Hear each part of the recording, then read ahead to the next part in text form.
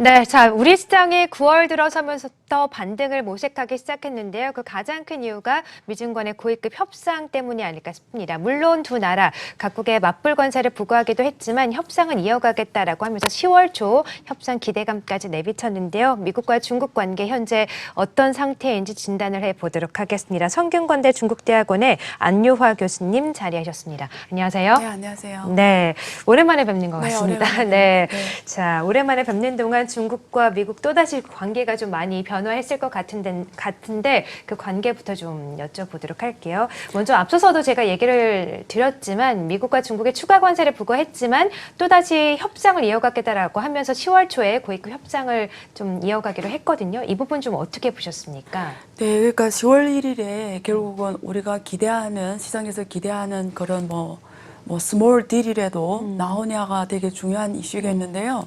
지금으로서는 예단하기는 힘듭니다만 긍정적이지는 않은 것 같아요. 왜냐하면 본질적인 문제들이 지금 한 달 사이에 해결될 수 있는 부분은 아닌 것 같아요. 네. 그래서 그렇게楽관적인 상황은 아니다. 그리고 결국은 트럼프가 원하는 게 뭐냐. 저는 중국에서 이미 장기전을 대비하고 있는 상황이고요. 근데 우리가 트럼프를 잘 읽으면 될 것 같은데요. 네. 10월에도. 그렇죠. 트럼프가 어쨌든 대선을 연임에 성공해야 되기 때문에 이런 종이 한 조각이라도 협의를 만들어내는 게 어느 만큼 중요하게 그렇죠. 생각하는지 문서화시키는 게 목적이죠. 그게 정말 네. 중요한 건지 아니면 트럼프가 나는 그 문서화가 별로 지금 얘기하는 거 보면 굳이 그렇게 나는 협의서 달성에 집착하지 않겠다 이런 얘기까지 하고 있는 거 봐서는 네. 그러면 오히려 좋은 딜이 나올 확률이 적고요. 근데 그 사람이 여기에 굉장히 집착한다 이러면 어떤 행실에도 협상을 할 것 같아요. 근데 이게 본질적인 답이 어디에가 있냐면 내년에 미국의 대선이 옛날에 어느 정치 대선에서 이런 바보야, 문제는 답은, 경제야. 답은 네. 경제다 이런 표현이 네. 있었던 것처럼 내년에 미국의 대선이 바보냐 문제는 경제냐 아니면 바보야 문제는 정치냐예요. 이게 답이에요. 네. 만약에 미국의 이 투표권을 갖고 있는 국민들이 미국의 경제 지금 연말에 가면 서로 중국하고 미국이 서로 싸우면 되게 힘들거든요, 둘 다. 예. 그러면 농민들은 아직까지 보조금을 주니까 네. 좀 참을만 해요. 근데 연말에 가서는 계속 이렇게 살 수는 없잖아요. 그렇죠. 그러면 연말에 때리는 그 관세는 네. 모든 상품을 다 그렇죠. 상황으로 하고 특히 스마트폰이나 노트북이나 이런 게 다 때리거든요. 네. 그러면 온몸으로 느껴질 거예요. 이 무역 전쟁에 대해서. 그러면 내년에 가서 전반적인 분위기가 국민들이 경제에 더 힘을 실어주는 건지 아니면 우리가 이런 지금 미국에서 나온 내용들 보면 트럼프가 중국을 때리는 게 맞다고 하는 분들이 더 많거든요. 그러면 만약에 내년 대선의 본질이 정치다 이러면 결국은 그 트럼프는 여기에 힘을 안 두겠죠. 그러면 바보야 정치다 이렇게 읽었는지 아니면 아직도 경제다 이렇게 읽었는지가 중요해요. 근데 네.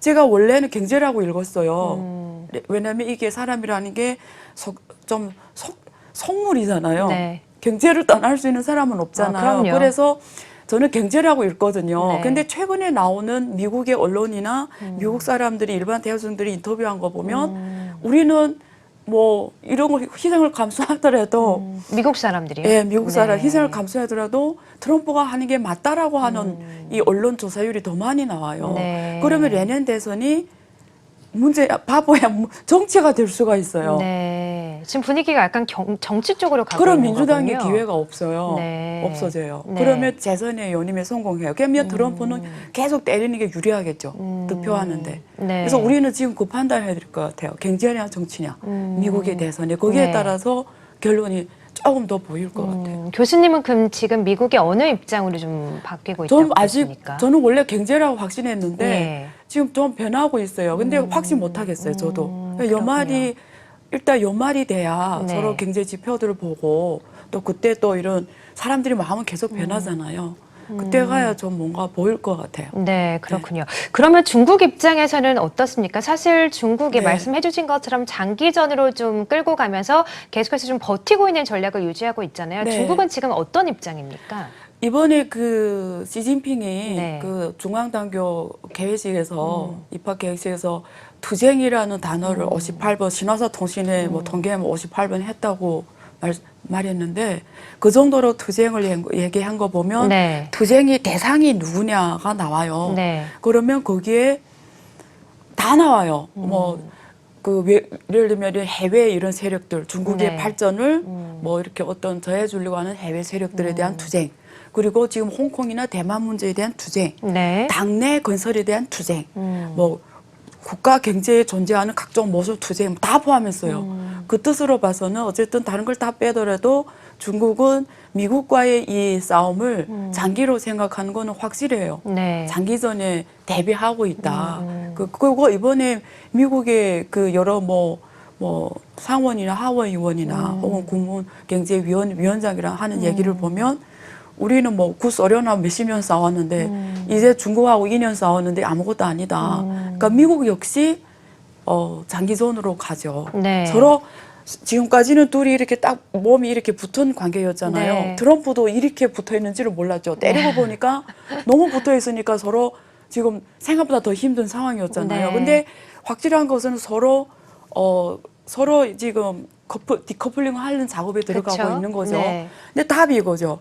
세계 G1, G2가 진짜 디커플링 할 수 있냐. 근데 지금까지 미국이 First American 하면서 미국이 다시 제조업으로 회귀하겠다고 하면서 트럼프가 거의 뭐 조폭두목처럼 각 나라 우방국을 포함해서 미국 오라 하면 이러잖아요. 그리고 중국에 이미 들어간 외상 투자 기업도 베트남 아니면 중국, 미국 오라 지금 이렇게 하고 있는데 지금까지 나온 지표를 보면 별로 긍정적이지는 않아요. 오히려 중국을 떠나서 베트남에 갔던 혹은 애플 같은 경우에도 인도에 지금 세계 공장이 있거든요. 근데 오히려 갔기 때문에 더 힘들어지는 상황들이 있어요. 네. 이미. 이유는 간단해요. 일단은 전 세계에서 노동 생산성으로 봤을 때는 중국 사람들만큼 고생을 이렇게 하면서 적은 노동력으로 네. 이렇게 효율성 높게 일할 수 있는 나라는 그렇군요. 세계적으로 없어요. 네. 그리고 이게 공장만 가서는 안 돼요. 여기에 들어가는 10,000개 넘는 부품들이 같이 가져야 되는데 그게 1, 2년에 갈 수 없어요. 그러면 오히려 베트남에 갔기 때문에 지금 중국의 대베트남 수출이 88% 증가했어요.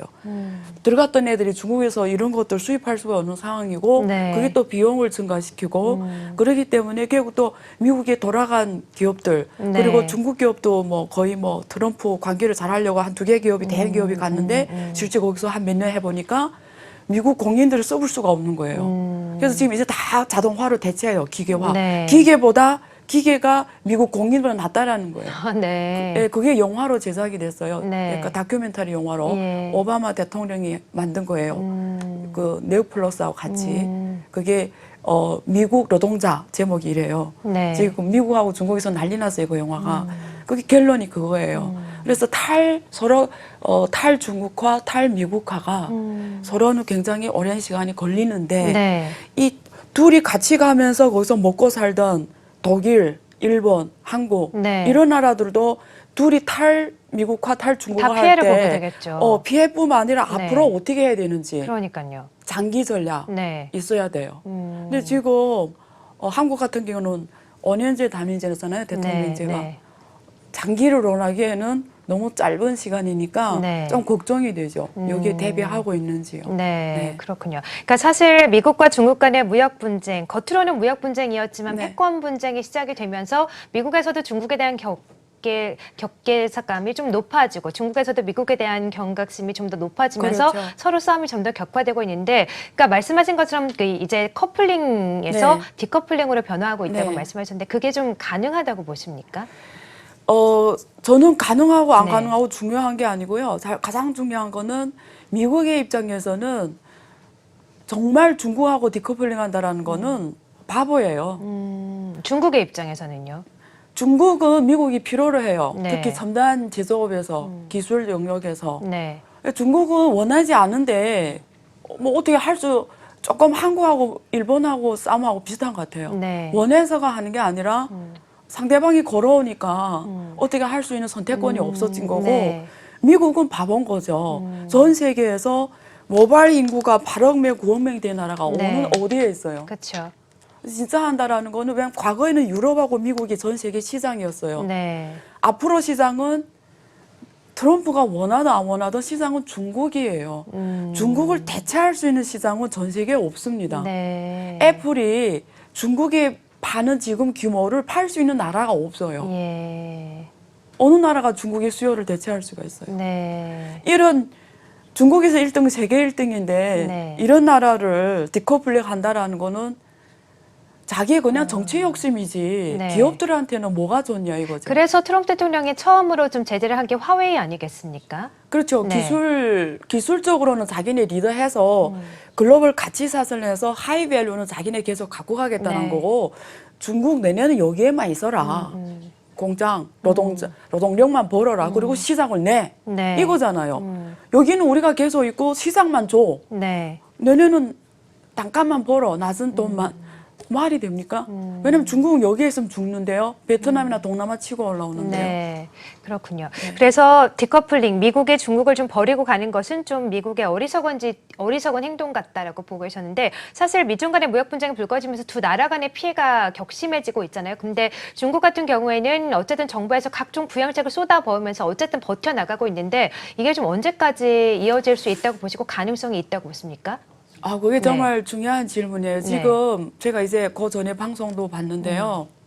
그러니까 계속해서 부양책을 쏟아붓는데 한계가 있지 않겠습니까? 네. 네. 지금 한국의 금융권이나 네. 한국의 기업들이나 한국의 정부는 정신 차려야 돼요.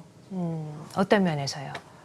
중국의 시장을 정확하게 읽어야 돼요. 네. 정확하게 읽는다는 건 뭐냐면 두 가지 의미예요. 글로벌 아이비들이 나오는 중국에 대한 전망치나 뭐 한국의 뭐 싱크탱크 전망치나 중국의 통계국이나 나오는 전망치나 이런 거는 의미가 없어요. 네. 정말 중국이 현재 어떻게 돌아가는지를 중국의 현장에 가서 확인해야 돼요. 네. 그 얘기를 해야 한국 투자자한테 책임지는 거예요. 간략하게 좀 말씀 좀 해주시죠. 왜냐하면 네. 중국 사람들도 몰라요. 중국 경제가 어떻게 하는지. 네. 그럼 중국의 이코노미스트 불러가지고 들으면 진짜 중국을 알 수 있을까요? 그럼 글로벌 아이비들이 중국을 어느 만큼 알까요? 그러면 중국의 이 지금 의사결정권자들이 중국의 이 진짜 밑에 경제가 어떻게 가는지 알고 있을까요? 리커창 알고 있을까요? 근데 이번에 리커창 국무회의 주재하는 걸 보니까 6개 안정에 대해서 얘기했어요. 그 6개 안정에 첫 번째 나오는 게 취업 안정. 두 번째는 와이머라는 게 수출 안정이에요. 그다음에 세 번째가 투자 안정이에요. 네. 그래서 6개 안정인데요. 그리고 금융시장 안정이에요. 그러기 때문에 이 얘기를 한 거는 뭐냐면 그다음 GDP 성장률 안정이에요. 왜 6개 안정을 얘기했을까요?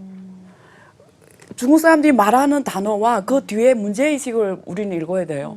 그럼 이 6개 안정을 얘기한 거는 이 네. 6개가 문제가 있다는 얘기거든요. 네. 거기에 지금 들어가는 게 수출, 취업, 실업률이 높다라는 거고요. 금융 안정화를 얘기했어요. 네. 그리고 이번에 지금까지 경제가 하락하게 하면 부동산 정책으로 경제를 소프트 그러니까 연착으로 시켰는데 이번에 명확하게 했거든요.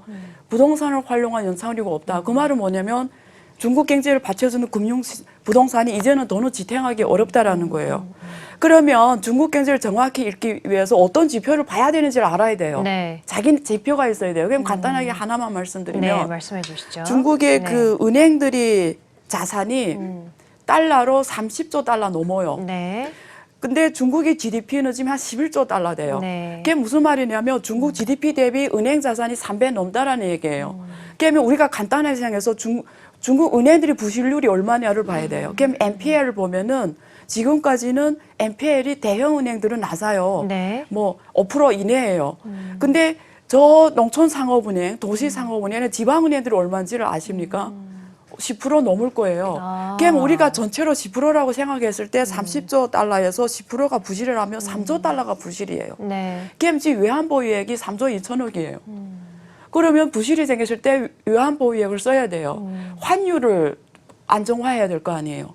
근데 이런 걸 다 포기해야 되면 환율이 어디까지 갈 것 같아요? 네. 우리가 되게 간단하게 계산할 수 있어요. 지금 제대로 계산해야 되는데 간단하게 계산하면 중국의 M2와 네. 미국의 M2, 중국의 GDP와 미국의 GDP를 계산하면 환율이 지금 뭐 7.2 문제가 아니라 10도 갈 수가 있어요. 네. 더 넘을 수도 있고요. 실제는 그렇군요. 계산하면 한 20이 나옵니다. 네. 그래서 알겠습니다. 이런 거를 계산해서 투자자들한테 좀 더 정확한 정보를 줘야죠. 네, 알겠습니다. 자, 미중 간의 무역 분쟁이 한창인 가운데 중국을 제대로 알아야 또 우리도 대응책을 세우지 않겠습니까? 그런 면에서 우리가 좀 알아야 할 중국 경제의 실체에 대해서 좀 알 필요가 있다라고 좀 말씀해 주셨고요. 지금까지 성균관의 중국대학원의 안요하 교수님과 말씀 자세하게 들어봤습니다. 고맙습니다. 네, 감사합니다.